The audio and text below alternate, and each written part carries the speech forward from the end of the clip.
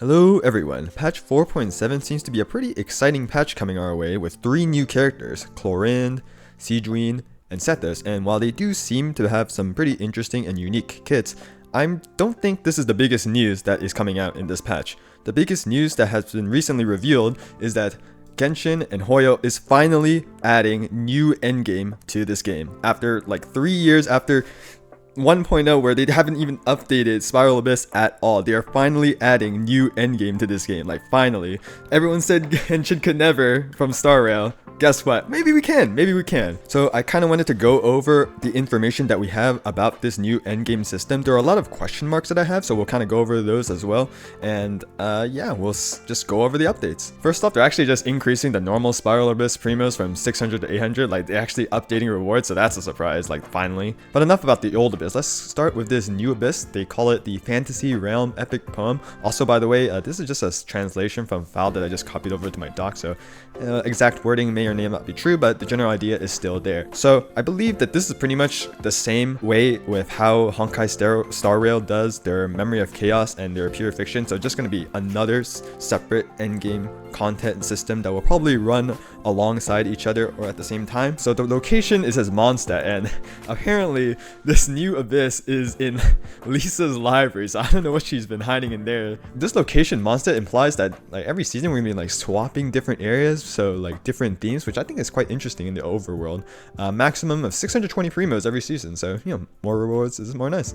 But here we go. Here's the meat and potatoes of the actual endgame system. So first of all, it says for the first season, only characters with pyro, electro, and animal elements are allowed to participate. And I think if you just ignore like the rest of the stuff I'm going to cover, just this requirement alone already makes a difficult content, because there are a lot of teams that people recommend. Like for example, everyone says, oh, build 2 teams for a bit. You can just build Hyper Bloom, build National with Shangling Bennett on the other side. Well, guess what? There's no Hydro, there's no Dendro in this. Like, you can only use Pyro, Electro, Animal. So the only teams that you can theoretically build are Mono Animal, Mono Electro, Mono Pyro, some type of Overload, and that's pretty much it, right? Just looking at this requirement. So this heavily restricts team building, and like we can see just from this restriction is that Hoyo wants us to diversify our character list. We can't just build a certain amount of characters just like how we always done, right? They're basically forcing us to build different characters and widen our roster, which may or may not be a good thing, right? You can argue either way. However, it's just not just that. Here, opening characters that they call it. In season 1, there are 6 opening characters: Sayu, Beidou, Wanderer, Chevreuse, Arlecchino, and Chlorinde.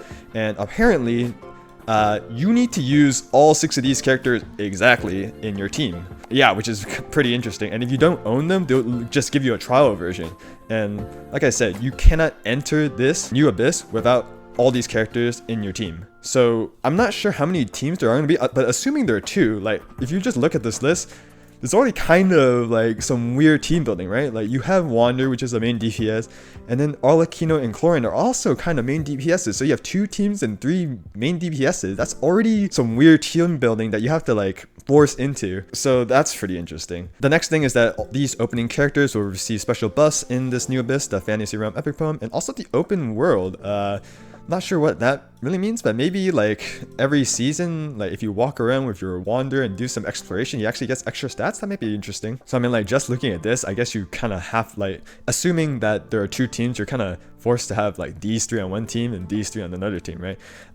But again, there's a lot of information that we don't know, but the bottom line is you need to use these 6 characters, and if you don't have any of those characters, you can use trial versions of them. Now the special guest characters is interesting. The special guest characters for this season 1 is Baiju, Sejuine, Alhaitham, and Risley, and it says that these are not subject to the elemental restrictions of season 1, but there will be no trials available if you do not own a certain character. So I guess this would be a pretty controversial like addition to this new endgame system. It pretty much says that if you pulled on these characters, kind of like a pay to win system, if you pulled for these characters, you can ignore the Pyro, Electro, Animo, but you have to use like one of these 4 characters. And passing this restriction is actually pretty huge. Like, for example, you only have Hydro Electro Animo, but if you're able to add Alhytham to your team or Risley, you're no longer limited by your team being like Overload based or Mono Pyro based. You can use a spread team, you can use a melt team, and some reactions are just generally stronger. And I would say those teams are generally stronger, right? So it kind of unlocks team building just from these special guest characters. But keep in mind that you need to have these specific characters. Hoyo is definitely like pushing you to hold certain characters, right? So that's all for that specific character system. More information on just team building in general. Before entering, you must assemble the opening team plus a reserve team. Now, I'm a little bit confused on what this actually means. So it says there are 3 levels of difficulty, right? If you enter level 1, you need 10 characters. So 6 opening characters. So the 6 required that you need to actually have to enter this new abyss, and then 4 reserve characters. Level 2 is the same, but you need 8 reserve characters. Level 3, you need 12 reserve characters, and all these reserve characters need to be the restricted elements, so Pyro, Electro, and Animo, unless one of your reserve characters are the special guest characters. That is the only way that you could bypass that elemental restriction. So you have the 6 opening characters and however many reserve characters, and then you can only use the reserve team members after completing some special challenges. Again, not too clear, but basically it implies that you have a set of 12 characters, but you can only use them when you're able to. Now, the thing I'm kind of unsure of is, if we assume like 2 teams, right? Then we start off with your 6 opening characters, and I assume you just add 2 reserve characters that you like, or maybe you need the specific challenge like immediately that you do when you start, or maybe just start off with 3-3. And also, like, for example, level 3, you have 12 reserve characters. That's a lot of characters that you need to build and use and have ready in your roster, right? So why is it level 3 that you need so many characters? Are they going to like force you to swap in all those characters? Also, assuming that there are 2 teams, you have 2 slots, right? You have 6 opening characters and then 2 reserve character slots. Are you only allowed to swap those 2 and the 6 opening must be on your team? Or when you do these challenges, can you swap out of these 6 opening characters? I think if it was the latter, you have some more interesting team building, because if you're just stuck with 6 the entire time, then there really isn't no choice or thinking, right? So this kind of system really reminds me of this Triumph Frenzy event that we had in version 4.4, where we did have 2 teams, right? They gave you a choice from like however many characters, pick 4, and then like after every round, like you can only use however many like characters, and then you're basically forced to swap 2 of them like every single time, right? And I think that might be their system of this new abyss, right? You're probably gonna have to go through a challenge while you're doing the abyss, and then with like 12 reserve characters at level 3, they're gonna have to force you to basically swap out every single character. Is it every single character? Like I said, we don't know that, but considering this is like the hardest difficulty and you have to put so many characters, my assumption is that you need to swap in every single character out, right? Which is why like level 1, you don't need that many characters. Now there's a special gameplay where you can actually borrow a character from a friend. I'm assuming this is like one of your reserve characters, right? And I think that's pretty interesting. It kind of helps, like you just befriend someone with like C6 I don't know, C6 ride-in for a reserve character. I don't even know if this counts as an opening character, but let's just say someone pulls C6 Arlecchino in like 3 hours from the time I'm recording this. I mean, that helps a lot, right? So that'd be interesting. And you can exchange for special character photo poses. So aside from premium rewards, some aesthetic rewards. So that's pretty cool, right? As for enemies, enemies are randomized, but there are 3 bosses that are fixed. So Mr. Chicken, the 2 dragons that touch tips and you have to kill at both at the same time, and Coppelia again. So not sure when they appear, not sure how many waves there are, not sure if it's even time gated, right? There's not that much information that we have. I assume it's time gated, but yeah, that's pretty much all the information that we have about this new abyss. So I'm going to end off this like quick overview with kind of my thoughts on this new endgame system. I've been playing this game since launch, completely free to play. I have a lot of characters built, and I always wanted just new endgame system to actually just use my characters and challenge myself, right? The fact that this, like, they're finally adding this to Genshin, I'm super happy about. I just want more content. This is just more content, right? I do definitely have some concerns. It's definitely not perfect, right? First of all, I am interested on how they're going to balance the difficulty of the enemies, because they're giving us 6 trial characters, and usually like in events like Triumph Frenzy, obviously the enemies aren't that difficult. They give us trial characters. The assumption is maybe you don't own any of these characters, like so you have to use the trial characters, and we all know that Hoyo's trial characters are not the strongest, right?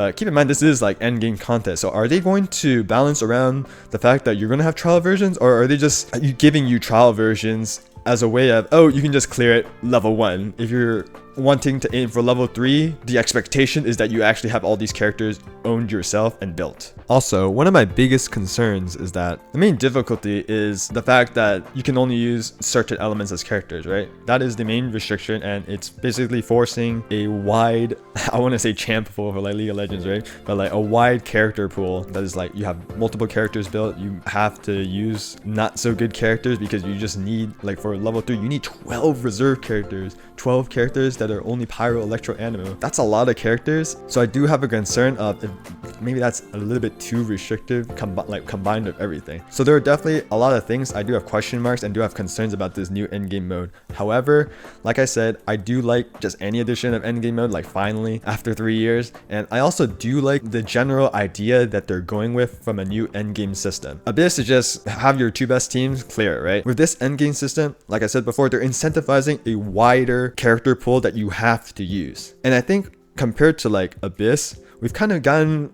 maybe you just say a little bit lazy in team building. Like we always just ask, what's the best build for a certain character? What's the best team comp, right? Well, now we're basically forced to kind of go down to basics of team building and have to use maybe suboptimal characters to try and come up with the best team that we can make. And assuming that is what we're able to do, I think that provides a lot of skill and knowledge expression from this game, like knowing, oh, I can substitute Yanfei as a shielder because of this build. Maybe, oh, Fischl would be best in slot here, but maybe I can sub in like Electro Traveler. I don't know, some examples like that, right? Because with this game, you can't just rely on the same character. You're probably going to have to switch. So just having the knowledge of different characters and having them built and making team cons around characters that you don't typically use, I think that makes this specific content very interesting and definitely much different than what we already have. Is it just another way of Hoyo incentivizing you to pull characters? Yes, definitely. They want you to pull characters, right? They're a company, they want you to spend money, so a little bit unfortunate there. But personally, I find this kind of exciting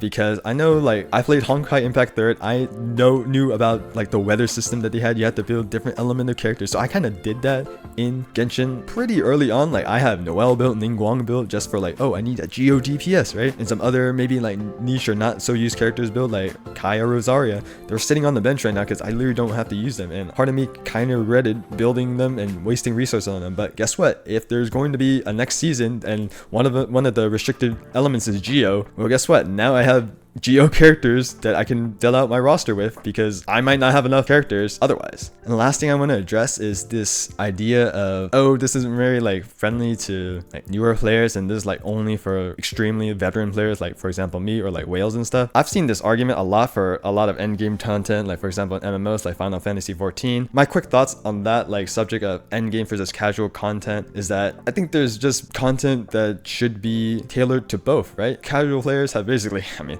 every single content that has been released is pretty much for casual content. So like I don't think it's that bad that maybe this new Abyss is specifically tailored just for endgame players that have been playing for a while. Like it requires a lot of characters, right? Obviously a new player or a newer player that hasn't really played will not be able to do this, maybe like level 1, right? But like I think it's perfectly fine that level 3 requires this many characters for endgame players because this is a content for endgame players. It's not like, for example, Final Fantasy 14. It's not like they designed ultimate raids for newer players or like not so skilled players. They designed that content for endgame players. So I don't think it's that much of a problem that level 3, the hardest content in this game, is for endgame players that have a lot of characters, right? And you know, it's just 620 primos. You don't have to do this. It's your choice, right? I mean, satisfy both your casual base and finally your endgame player base, because I've been kind of ignoring them for a while. So overall, I'm pretty excited that we're finally just getting any type of endgame content in this game. Definitely a lot of questions that I'll probably cover when more news comes out, and definitely, you know, some a bit concerns with